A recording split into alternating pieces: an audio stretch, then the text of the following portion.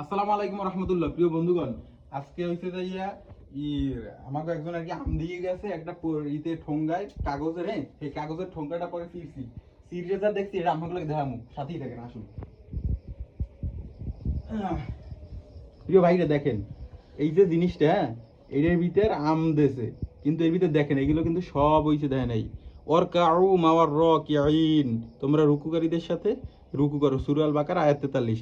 এই যে জিনিসটাই দেখেন, এই আরো এই যে রাইস, এই এই যে এইটা হচ্ছে একটা কি আহ, একটা মনে হয় ইসলাম শিক্ষা মেবি। এই দেখেন এই সব কিন্তু কোরআনের আয়াত, এই একটা এই ভিতরে আছে আরো এই যে কোরআনের আয়াত, এইগুলো দিয়ে যে এইগুলো করছে, এইগুলো দিয়ে যে এইভাবে এইগুলো বানাইছে, এটা তো আপনার কোরআনের একটা আয়াত। এই কোরআন শরীফ কতটা আমাদের মর্যাদাপূর্ণ, হ্যাঁ আমাদের এই বিষয়টার সাথে যদি বেয়াদবি হয়ে যায়, ধরেন ভুলে কেউ এরকম থুই দিয়েছে, খেয়াল করতে পারলে না, পাও দিয়ে লাইছে, তাহলে বুঝেন কি লেভেলের একটা ই হইবে।